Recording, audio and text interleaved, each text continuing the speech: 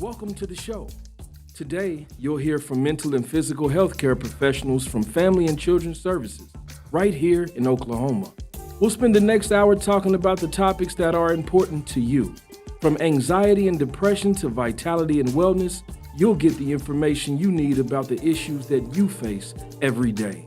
Call us with your questions at 918-856-3873, and we'll answer them live, real time, right here on KBOB 89.9 FM and live streaming worldwide at KBOB899.com. Now, let's welcome your host for the next hour.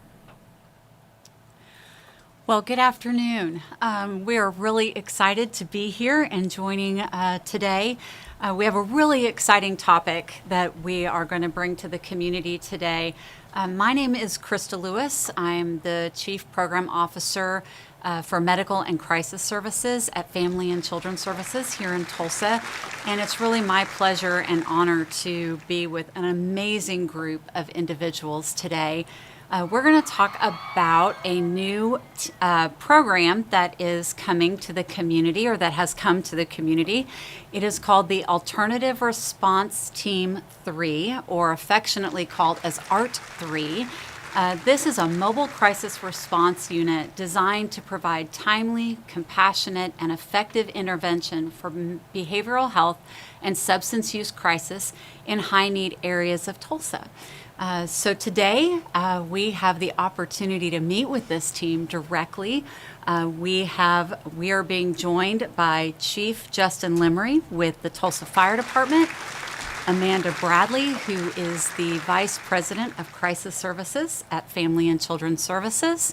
We have Maurice, who, am I saying your name correctly? Okay. Maurice, who is the Case Manager with the ART 3 team. We have Cody, who is with the Tulsa Fire Department. He's a paramedic who is on this team. And we also have Nicole, who is a mental health crisis therapist who is also on the ART 3 team. So thank you, everyone, for joining us.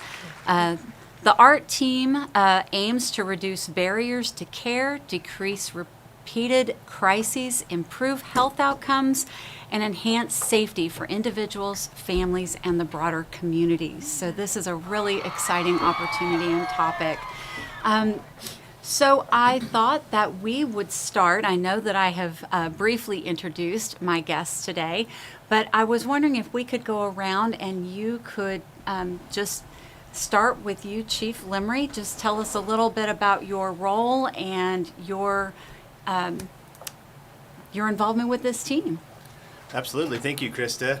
Very excited to be here today and get to speak with everybody about this team. I think it's very exciting resource that's going to be able to provide it in our community that's going to make a difference. So my piece of this puzzle is a couple of years ago, really inspired by a program and a speaker that I heard, and it was the person who started something called Freedom House.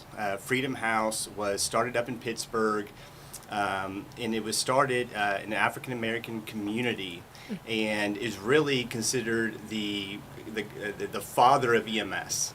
And what we look at today, when you see ambulances and fire trucks and all this stuff going on, starting this community. And what stood out to me about it was very community-led, community-based program that everybody invested into and led in innovating what we see in today for emergency medical response as well as mental health response. And so we had the opportunity here in Tulsa to kind of look at this program and invest into some areas of Tulsa that we said, hey, can we do something different? Can we make a difference here in this part of the community? And we believe we can by looking at a number of factors. And so my piece of this really was kind of orchestrating or getting some funding stream to come to this project to make this happen, because obviously that's important. You need that money coming in to do these types of programs. Right. So the reason it was invested into was because of the organization and the approach that we were going to take. Looking at things like the Neighborhood Condition Index and neighborhood scores, and saying what's driving these scores, and how can we make a difference. And so we looked at those scores. We utilized some models that we currently kind of already have with co-response, and I know that Amanda may get into that here in just a minute on what co-response models are. And we said, how can we impact these neighborhood condition index scores and utilize a model that we know kind of works? And so we really kind of put great people together to be able to respond to these calls that you'll hear about from a little bit later on, and how we are able to make that impact during 911 and after the call. And I think that's an important concept today. So my job is really to support the people on this team and make sure they have the tools necessary to be able to go and connect with people in our community and walk alongside them. That's excellent. Yeah, great question. And with all of that, Justin, Chief Limerick kind of took the hard work out of that to help everyone understand all of the background that went into creating something like this. So my role in all of this is really just to get to work with incredible community partners to make sure that we have the right resources at the right times to be able to see what we need and then how to meet those needs, regardless of what that looks like or hours of the day and those different pieces. So really what I get to do is be a part of the leadership that helps guide these teams, make sure things operate in the correct manner, and ensure that they have the appropriate resources to meet the needs of the community, as well as help orchestrate and guide those. I'm going to pitch right over here across the table. Yes, my name is Maurice, and so my primary role will be working with the co-response team, and once I get received referrals from that team, I will then interact with that, follow with their client and participants, and try to see, help them with any kind of social determinants that they might be suffering from, so we can kind of raise their economic stability and just kind of change their life direction. And my name is Cody Drew, and I am the paramedic on this team. And I work with Nicole here, and we are in the trenches, the streets, the neighborhoods, as you would call it. And we're just engaging in some of these very raw situations and trying to bring people, help them get to overcome some of these barriers in access to care.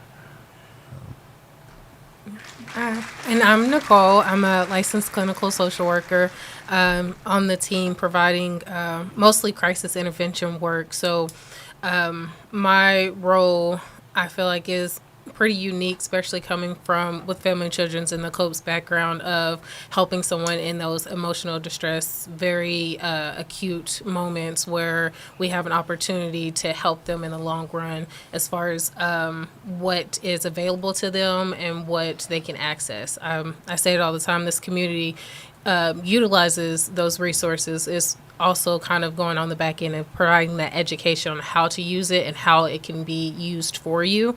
And so mine is just providing like a stabilization plan to help them wherever, higher level of care they're needing in that moment, and just making sure that happens. Being in the community, it's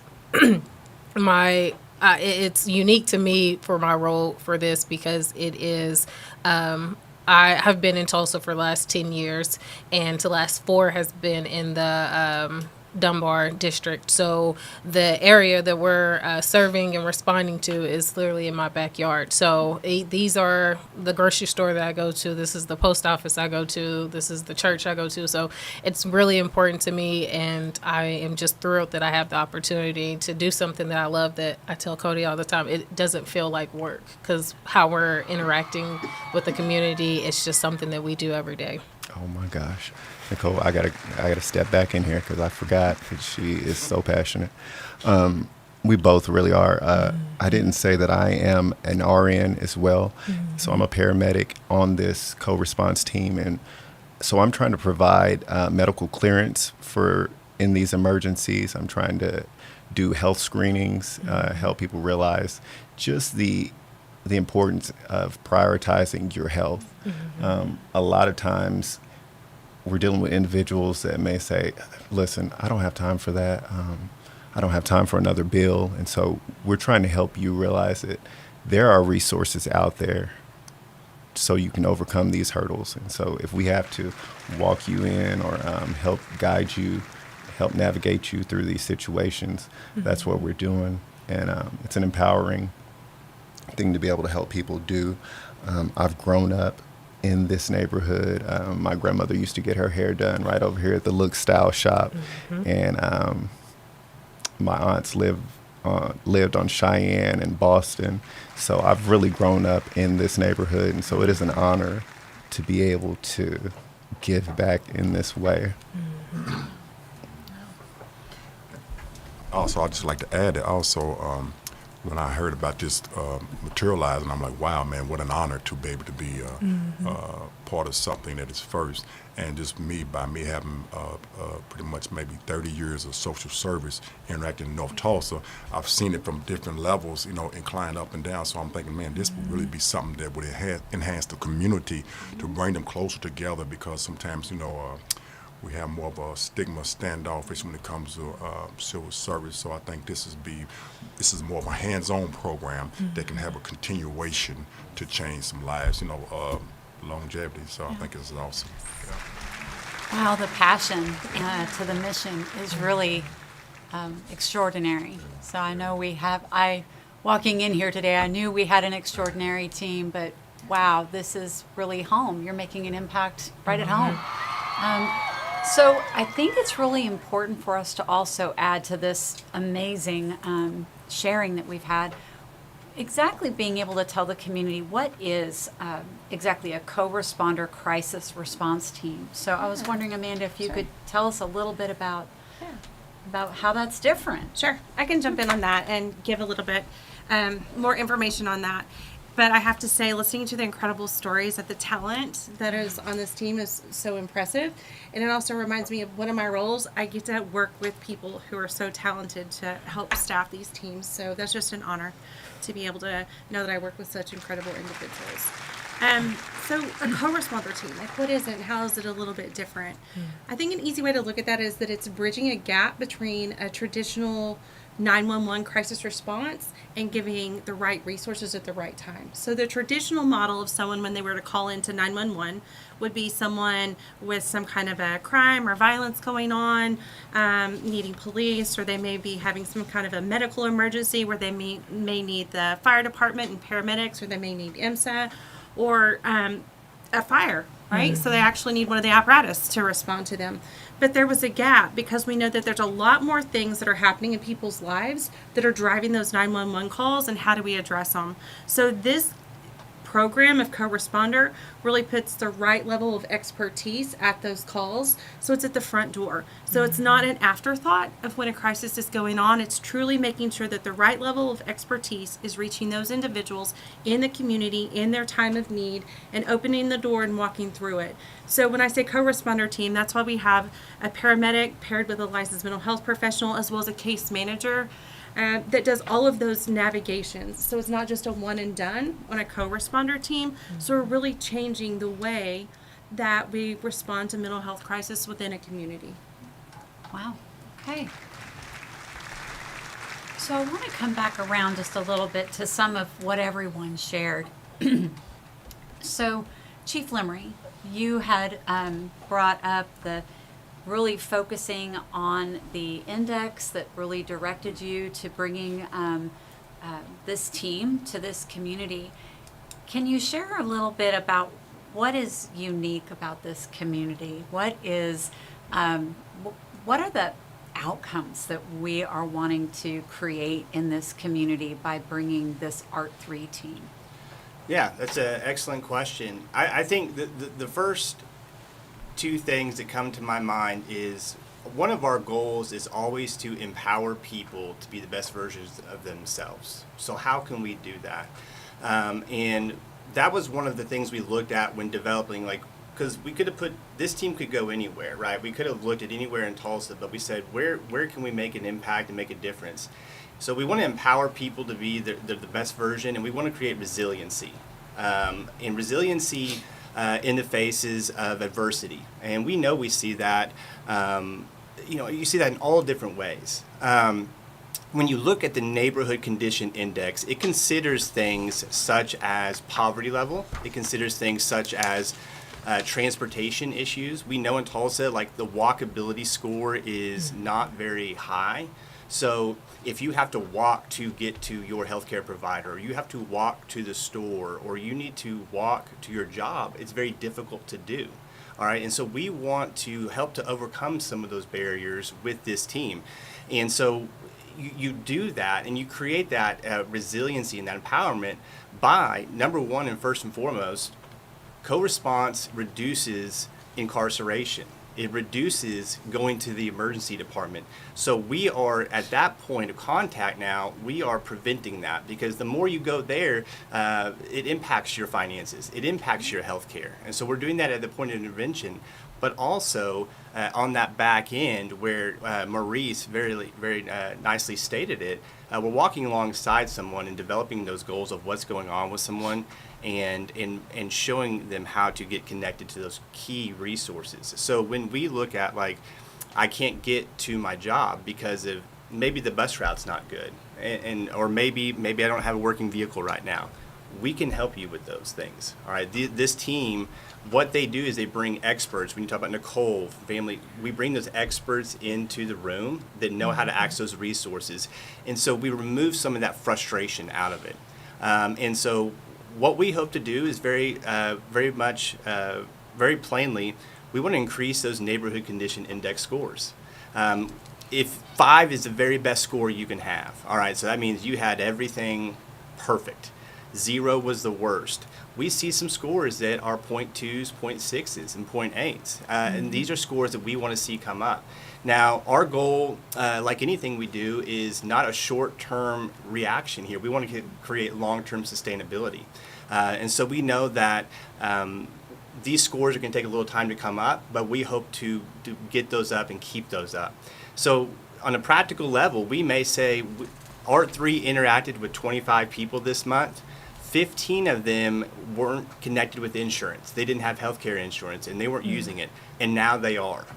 That is making a healthier community, and that is building our people to be stronger, because now they can access those resources. So our goal very much so is to bring those Neighborhood Condition Index scores up, and along the way, we want to empower people to be more resilient and healthy and connected in the community, and have the same opportunity that everyone else does to those resources. Yes. Wow, that's great.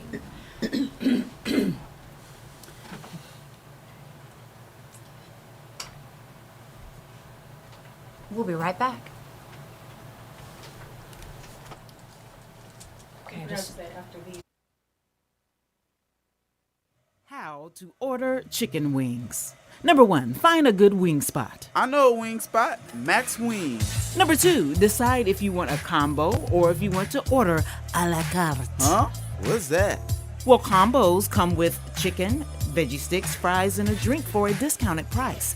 A la carte means that you order each item separately. Ah, okay. 3, decide if you want bone-in, boneless, or cauliflower wings, and then determine the delicious flavor you want on your wings. I didn't even know cauliflower had wings. You learn something new every day. Have you been to Max Wings? Yep. Max Wings is located at 782 East Pine Street in Tulsa. We're open Monday through Thursday from 11 a.m. to 8 p.m. and on Friday and Saturday from 11 a.m. to 10 p.m. Come to Max Wings, home of the dry rub fries. The 36th Street North Event Center is proud to kick off another great season of social gatherings with family and friends. And no matter what the size of your next event, the 36th Street North Event Center has you covered. From event decor to live DJs, even catering, and a world-class sound and lighting system, 36th Street North has your event covered. We offer a state-of-the-art event booking and planning process. from start to finish. And whether you're hosting 100 or 1,000, 36th Street North Event Center is the premier event center of North Tulsa, located at 1125 East 36th Street North. Share the experience at 36th Street North Event Center and see why we are the number one choice for upscale events, from weddings to birthdays, corporate functions, holiday parties, and so much more. Visit us today at 36theventcenter.com or call and reserve your spot at 918-200-9046. The 36th Street North Event Center is proud to kick off another great season of social gatherings with family and friends. And no matter what the size of your next event, the 36th Street North Event Center has you covered. From event decor to live DJs, even catering, and a world-class sound and lighting system, 36th Street North has your event covered. We offer a state-of-the-art event booking and planning process from start to finish. And whether you're hosting 100 or 1,000, 36th Street North Event Center is the premier event center of North Tulsa, located at 1125 East 36th Street North. Share the experience at 36th Street North Event Center and see why we are the number one choice for upscale events, from weddings to birthdays, corporate functions, holiday parties, and so much more. Visit us today at 36theventcenter.com or call and reserve your spot at 918-200-9046. This is KBOB 89.9 FM, Tulsa. And now streaming 24/7 live from the Eden Media Studio. 24/7 live At KBOB899.com.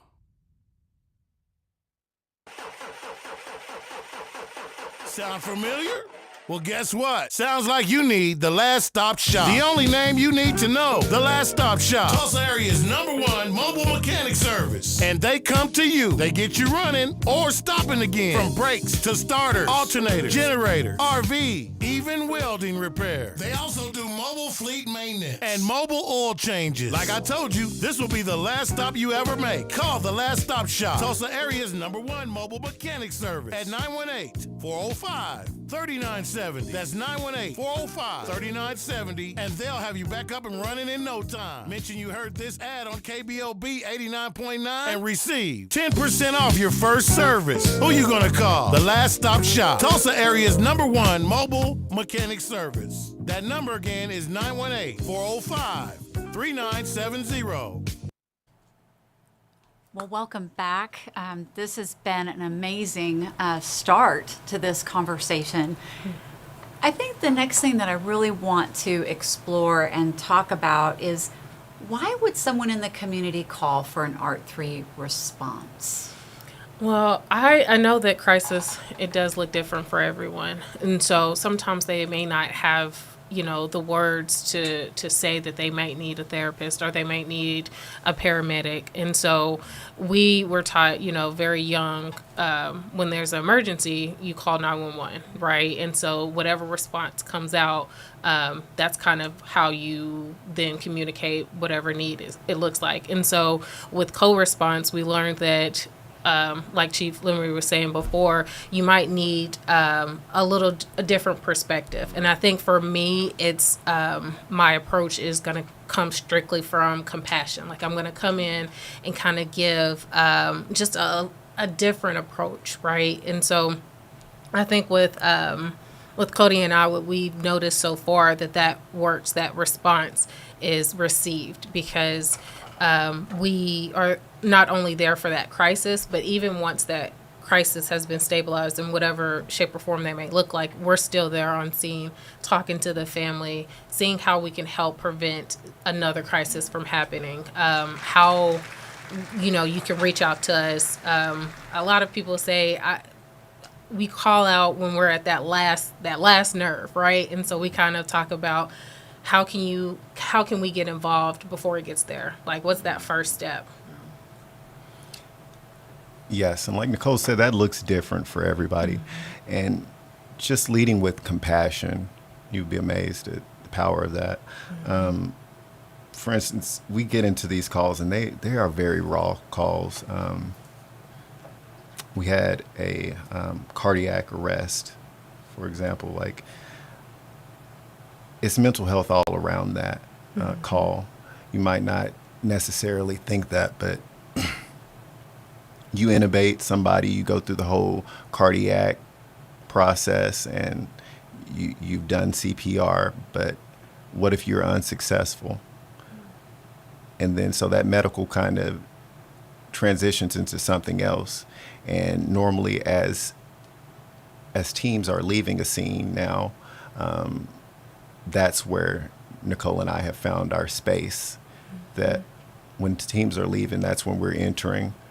And so we're going to be there with you in that scene to kind of help you process that. So for instance, someone loses someone in a cardiac arrest.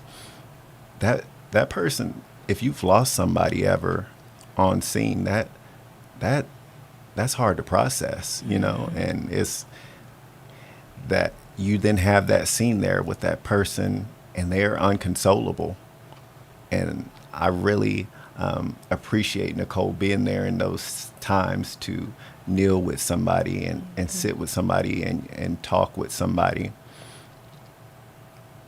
who would otherwise be unconsolable. Yeah. And you can see in their face that they appreciate that, you know, and that's so rewarding. Those intangible things.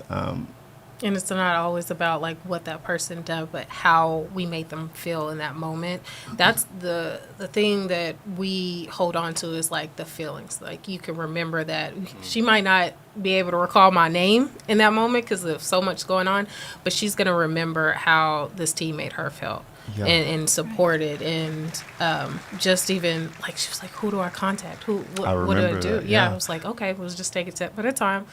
And then we walked through the process with her of what that looks like. And just, she even had a 2-year, we were able to just. That specific call, I do remember. It was so powerful because it was a young lady who had lost her family member. And when you know you're the loneliest when everyone's gone, you know, and you have to process that. And so she's dealing with that, and she's down there with that, her loved one, she's blaming herself, and out of nowhere you see a toddler, you know, and I don't know if you guys have kids, but I have kids, you know, and you're like, oh man, this is this scene, how can you, what should I do here? And it doesn't even, like, that question of what should I do doesn't exist. You just kind of go into mode, you know, you go into just being a human being, you know, a decent human at that point. And I walk over and I pick up the toddler, you know, and you know, he's happy, you know, and I'm like, oh my God, what a juxtaposition of this scene, you know. But we kind of, I'm bouncing around with them, and I kind of just walk him outside, and I'm like, wow. You know, Nicole was still in there talking to his mom and trying to console her, but it's like you would want somebody to do the same thing for you in this moment, you know. And so it's just like your family. Here, let me take you out. Come on, buddy, let's go out to the truck. Let me show you these lights. And we're walking around outside, just trying to maintain some normalcy for him, while inside Nicole is trying to do what she can to help this mother, like, get herself back up and get her picked up and ready to assume her roles, you know, as a mom. And just walking them outside, and just, again. Yeah, that was like one of our That was one of the very first calls that we had. And so we knew what it was going to be like, what we needed to know, what we needed to be in those moments, and how and important that work is. And so we take it very seriously on how we approach it. And just how we were going to be operating outside of the traditional EMS system in this way, you know, because even though I had intubated that person, you had to switch gears very quickly into like, oh, we're still here, and you know, this body is in here. Let's cover this body and try to navigate this family and help them in the best way we can with that compassion, you know. Just it's just purely compassion, slowing down, and just doing what you would want someone to do for you in those moments. So we're not in here for 15 minutes. We're in here for like an hour, you know, and whenever it's a daunting task sometimes to realize, like, oh, we're the only people here, and you need a time of death. The police are here, and they need that time of death from the scene. And that's what I would normally do as a paramedic, but it's just when you're having to shift gears back into that, and like, okay, Nicole, here, you take the toddler. Yeah. Pass it Being off. very present. Yes. We're going to, yes, the time of death was such and such, and yes, the paramedic called that in, and so it's just, it's. And then talking to the people in the community too, because these are people that were impacted by this person, right? And so it's not just, in our minds we think, okay, well, I'm here. If you get really stuck in a certain role of like, okay, I'm here, I need to do a safety assessment, and then kind of shut that off, it expands it. You're limiting yourself to how you can reach and touch other people. And so when I'm looking around and I see, neighbors coming out and she's sobbing, I just go like, hey, are you okay? Are you? And she's like, well, I'm on the phone with my friend. I'm okay, baby. I was like, all right, well, I just wanted to check on you. And she was like, yeah, I've known her for, many years. This is a small community. So, Tight-knit. yes. So it's not only am I there for the person, but for who that person has touched and who they're can be important to. And, I'm a believer, and I know Nicole is too. And this has been a very unique role to be in, and I feel so Absolutely. honored and grateful. I think God has a way of showing you that you're doing the right thing, that you're in the right lane. Nicole and I have been on several calls. I'm about to tell your business, Nicole.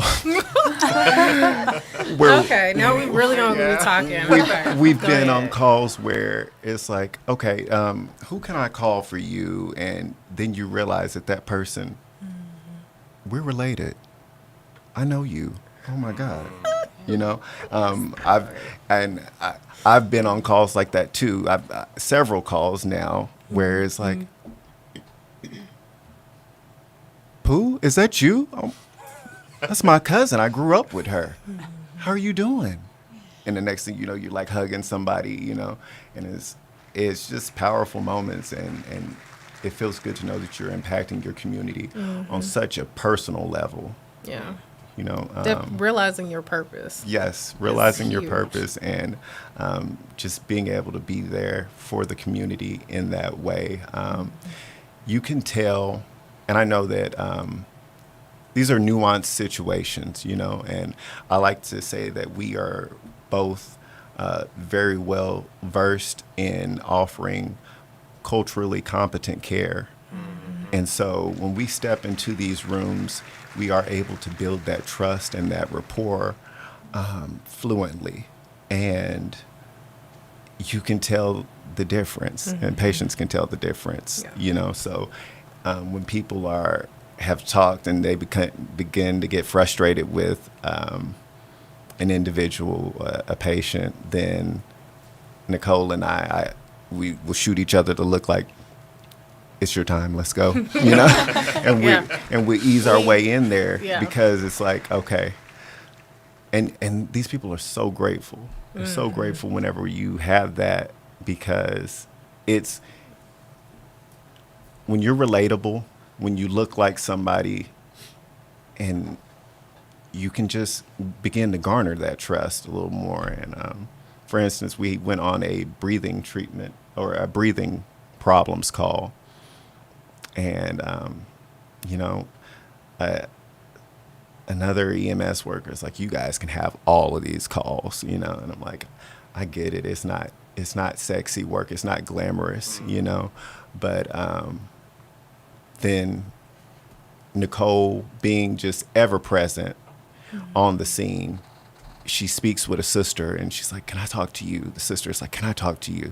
And, she's like, y'all, I'm gonna start sharing my testimony with y'all. And I knew that we were in the right space then. And it's like, share your testimony, go ahead.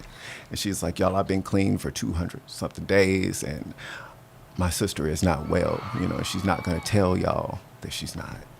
But I keep showing up for her on a daily basis. I'm showing up for her today, and even when I'm struggling with my own things, you know, and she's like, just going into these raw things with us, and just to be able to be there and say, share your testimony. Yeah, no, God has us in the right place. It could be a reason why we ran across you today, you know, in this space. So go ahead, and we love to show up for you in this way.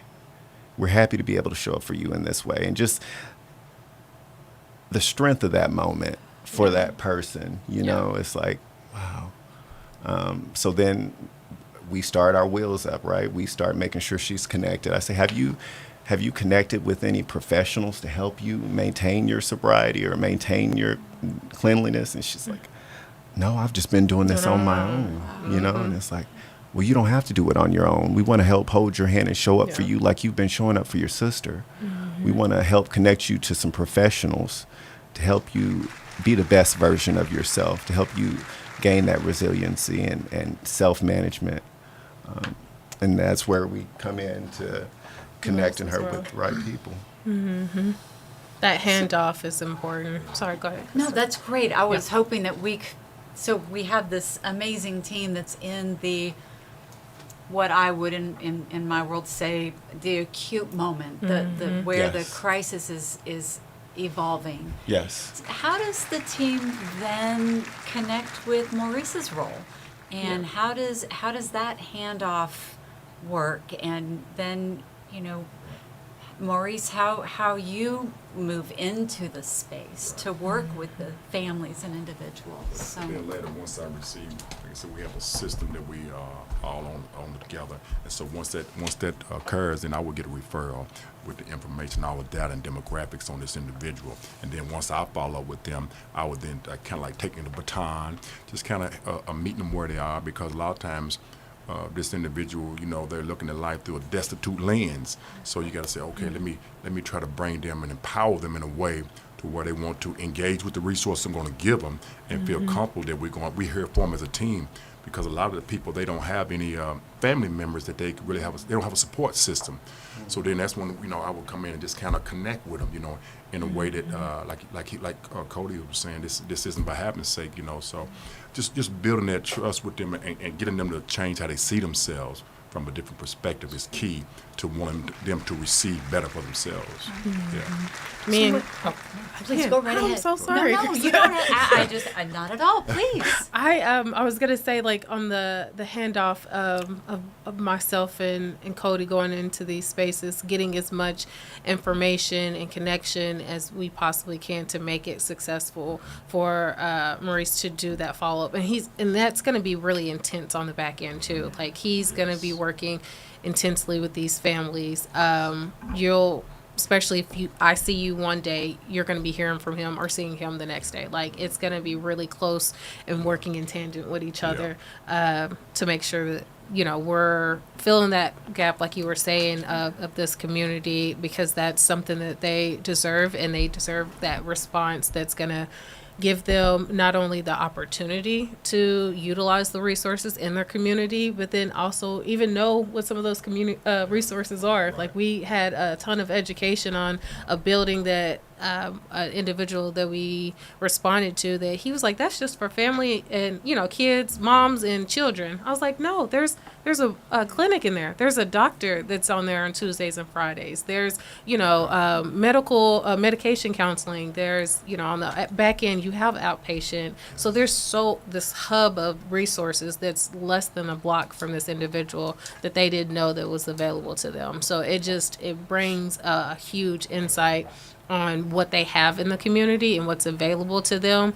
And so we want to keep that in the community too. You don't have to go all the way across town to refill your medications. You don't have to go across town to see a therapist or a doctor. Right. You have those in your community. And so that's another part that we can share with the community, is like, hey, this is what's happening. And there's a lot that is happening in North Tulsa. There's a lot of new development. There's family-owned doctors and resources that are going to help this community out, that is going to continue to develop and grow and show that in the numbers when it comes. But we just want to be able to pass that off and then like Maurice on the back end to make that successful to that family. Yeah. And it's a tight-knit office, right? Like I stepped into here relaying some information to Nicole immediately, like, hey, this person we're supposed to help, and we got this going on, and we're trying to get them into contact. And so it's sometimes difficult to cut that off, but yes, we make sure that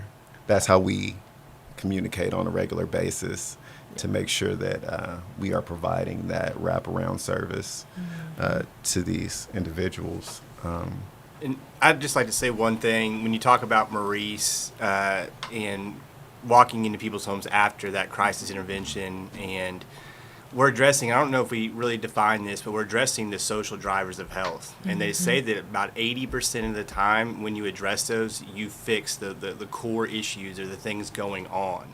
And those are things like healthcare access, or those are things like economic or employment. Those are things like built environment, like do you have do you have a home? Do you have good pipes going into your home? They're giving you clean water.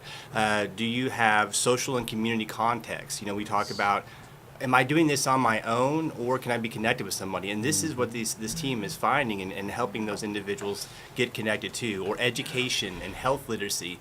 I don't know how everyone is here in this room, but you can leave, even say you did go to the doctor's office and somebody hands you this paper with a whole bunch of medical language that I don't understand. And I'm a paramedic, and I've read some of them, like, I don't even know what that means. Yeah. Right?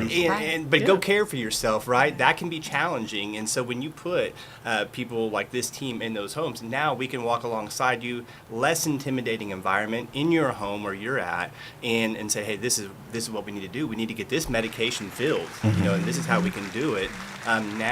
Now we're people are learning how to care for themselves in a less intimidating environment, in a less complex situation. So This co-responder team to me has just been built on so much. You hear the passion in all of their voices for the roles that they're in, and it's so incredible to realize that you're changing the communities, but you're changing the world by what you're able to do. And one of those pieces that you guys keep talking about as well, that I keep hearing through the stories, is there's no time constraints on you, right? And so it's not that traditional model where it's just an emergency response and then you got to move on to the next call. You guys are really staying with the community and whoever needs you for as long as they need to get connected to those resources, and then figuring out what it was that made that call come in. Because just like you said, it could be breathing problems or this, but then the neighbor comes over and they need something, and you do those services and resources. So just the ripple effect that I see that this team is capable of creating is such an impact.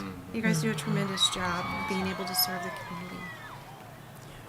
So, wow, this is amazing.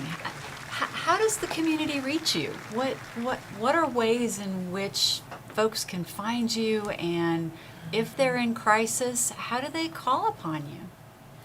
Well, we're always looking to build those partnerships and those relationships with the community. And I got to give my business card out here, I guess.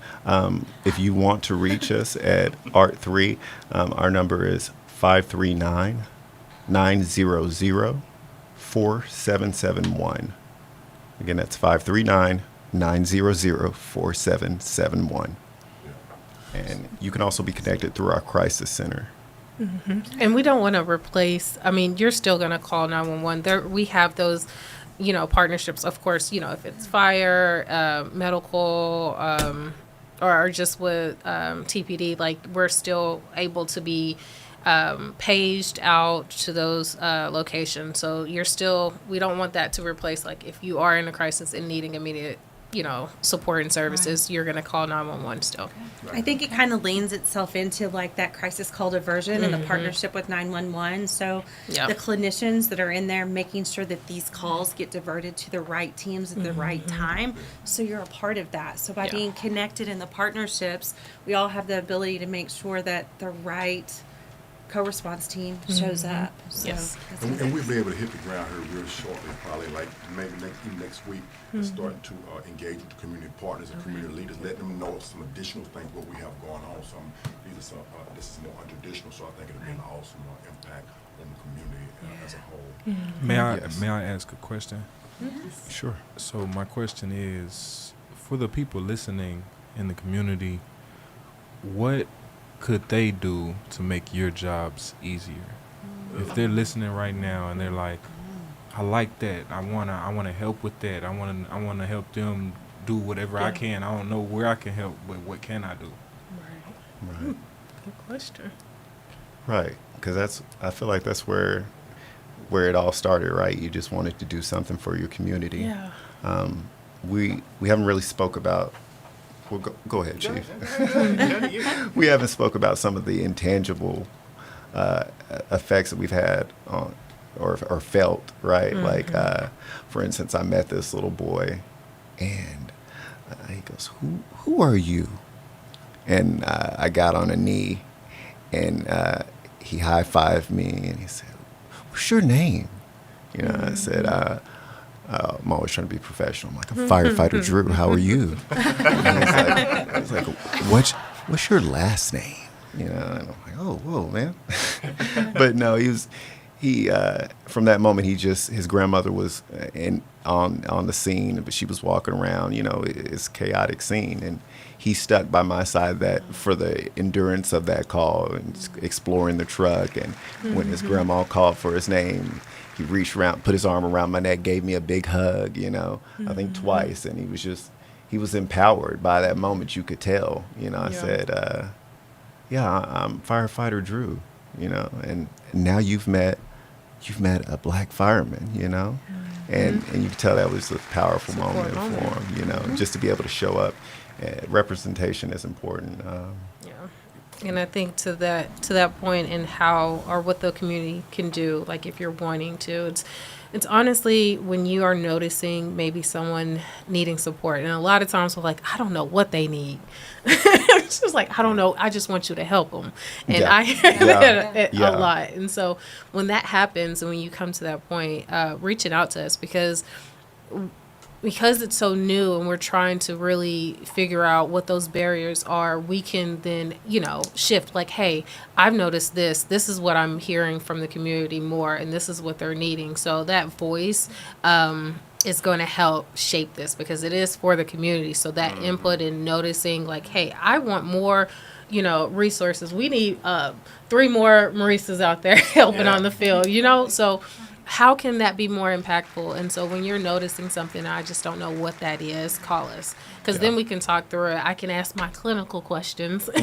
Cody can ask his, you know, medical questions. We were talking to one individual, and they started listing out medications. I was just like, yeah, I see that.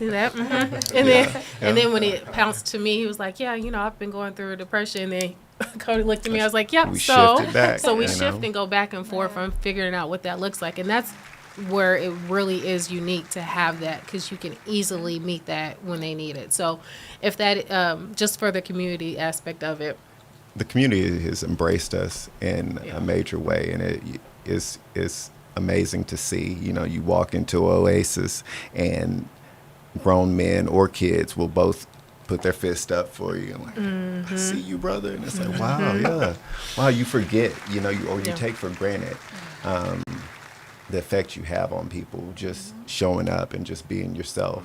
You know, it's like they're proud of you. They're happy to see you. They're happy to have you in this community. Whatever you need. If you guys need to set up shop here, you can. You know, like, so they're going to always embrace us, and it's good to see. I'm pass it off. And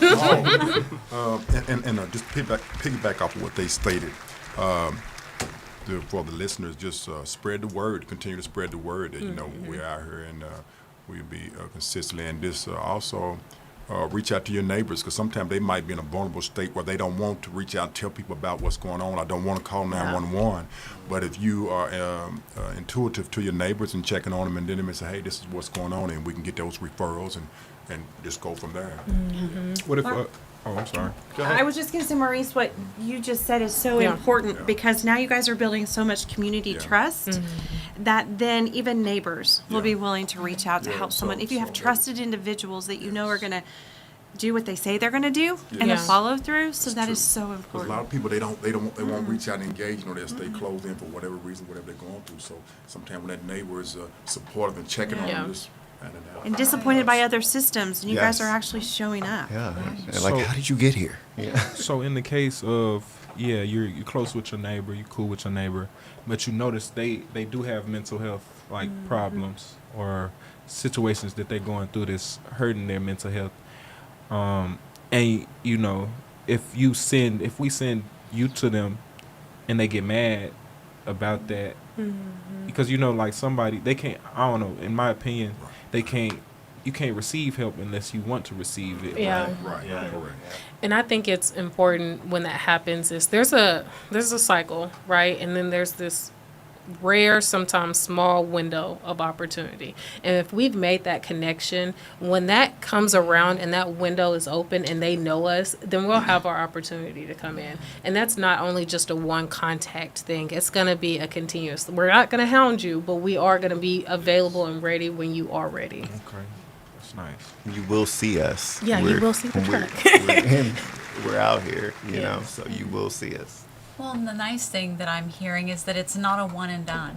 Yeah. And so, you know, somebody may not be open to an intervention or a contact on the day you receive the call, Right. but then it continues. Seeing you out there, you know, Yeah. in Right. the neighborhood, in the community, Right. they get more relaxed with you. Right. And then once they see that you have their best interest, they will Yeah. eventually Right. open up. It may be day 5, it may be day 10 or 30, but when you keep coming back around and there isn't an expectation or, you know, you just want to be there and just check on them, Yeah. at some point that window will open. Yes. Right. It's incredible work. Yeah. The passion all of you are sharing is, it's going to be really amazing to see the impact over the next month, 6 months, years. It's transformational. Yeah. Thank We you. hope so. We're We happy hope to be that doing that's how that's received. We just want to be present, and what both of us have been intentional of doing is doing a follow through. Like if we're saying, hey, we're gonna come back on Wednesday and help you to your appointment. Be ready. We show up on Wednesday, knocking on the door. You ready? Like we will be there. Like, hey, come on, let's do this together. Because I want to. That continuity of care is important to me, and it's like I said, it is important to me. This is where this is my home, and so after I take the shirt off, take the art shirt off, I go into the grocery store. Like that's my face, and that's I want to make sure that I'm doing what I'm saying I'm going to do. Right. I think it was a few weeks ago, I believe, Amanda and I were talking, and I was asking, hey, how's it going with the team? Yeah. Because every new team, I'm always interested in hearing how it's going. And Amanda was so excited, and she shared with me, and they were out on a call, and they went straight over to the Apache office and got an intake for someone right away. Nicole just walked him right on in there. Yeah. And Yes, they we were, did. and I just thought, wow, now that is in the moment changing someone's life. Yes. And taking the Yeah. time, like you said earlier, it's not just a one and done, a call done, I got to go to the next one. You can really be intentional and supportive. And a lot of times entering into care is scary for people. Yes. Because they don't know what to expect. And actually, I'm kind of queuing myself up, I realize unintentionally, this team is going to grow again. Like, you're adding another member to the team that can even add additional support of what to expect in care. Can you tell us a little bit about that? Yeah, absolutely. They actually start Monday, going through the city orientation process. But what Krista is alluding to is a peer recovery support specialist, or a PRSS, someone with lived experience. Will be going along with Maurice on that back end follow-up with individuals. And Cody very well put this earlier on, but someone who has some shared experience, who's been maybe through some sort of challenges in life, whatever those look like, and they've kind of gotten to the other side of that. And so when you walk into someone who, let's just, for example, say, I've struggled with addiction, all right, and I'm really having a hard time overcoming that right now. Like, I just can't see the light at the end of the tunnel. Well, when I put peer recovery support specialists, say someone who has been through addiction and they have gotten to the other side of that tunnel, they can sit there and say, you know what, I've not been in your exact circumstance, but I've been in similar shoes, and guess what? There is hope. You can get to the end of that tunnel. I've done it, and if I can do it, so can you. And here's how here's some things that we can do to get you there. And so, you're really, with this team, as I think a lot of people have probably heard today, what a talent level, what a knowledge level of people that you have here. When you're talking about behavioral health and mental health services, you've got paramedics providing medical service, you've got lived experience. You really are wrapping around people with a whole continuum of care. And we didn't really talk about this too, or we kind of did, but really utilizing the services we have in Tulsa, you know what I mean? And this group has that knowledge. So I would want people in this community to understand that they know how to tackle some of these tough challenges and these difficult tasks. They know how to walk through those. I know that a lot of times that can be intimidating.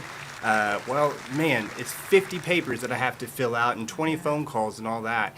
The good news is this team, they can walk right alongside you to get through those, and they can make it a lot simpler. And I think that's something nice to know on that back end. Nice. This has been, I can't believe it's been an hour. This is, and I'm pretty sure everyone could just continue to talk and share stories. And this is, even though I have been on this journey through all of the co-response teams, I have to say that you guys have really impacted me today. As a clinician, yes, I work in administrative work now, but I'm a licensed clinician.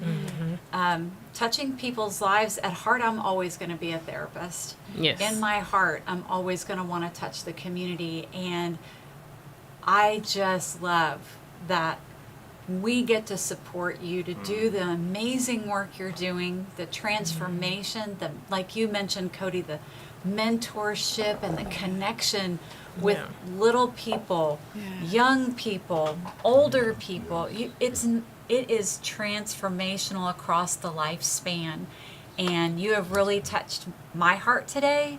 And I want to say thank you to Chief Lemery and to Amanda for the work you all did, also with the Terrence Crutcher Foundation, to just really build this and make it possible to come to this community. And I do want to say one more time that, if you are in crisis, you are experiencing any type of crisis, a mental health, substance use, a medical crisis, please call 911.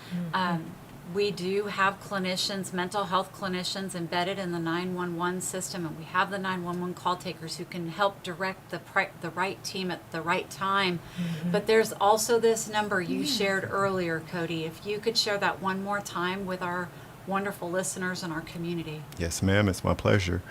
539-900-4771. Well, I just want to thank everyone for coming in today and sharing this hour with us. And, yes. Do you mind? I had a job, so I just want to make sure I'm fulfilling my please, job Nicole, of the my floor is resource yours. that Chief Lemery was talking about, resources in the community. North Tulsa Senior Fair, Wednesday, May 20th, right here on Pine and Peoria. The Y is hosting a senior fair. It's going to have tons of resources for you. That's going to have available vendors, free entry, doors open, drinks and snacks, and bingo. And it's for the seniors, caregivers, veterans, families, and focused primarily in that area. So there is resources. Come out 10 to 2. 10 to 2. Thank you, Nicole, for sharing. Everyone, thank you so Thank you. much.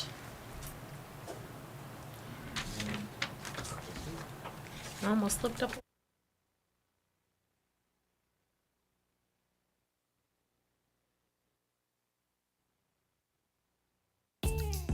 You've been listening to Family and Children Services on KBOB 89.9 FM. We're here to bring you news and information about your mental and physical health to make a positive impact on your daily lives. The professionals you hear on this show have spoken freely and openly about various mental and physical health care experiences. Any medical or psychological advice should be taken as just advice. If you're currently experiencing any physical health issues, please consult your primary care physician immediately. For serious mental health issues, call the COPES Crisis Hotline at 918-744-4800. The views, thoughts, and opinions of the participants in this program are their own and do not necessarily represent the views of 89.9 FM or Eaton Media Services. Thank you for joining us today, and be sure to join us again next Friday at noon.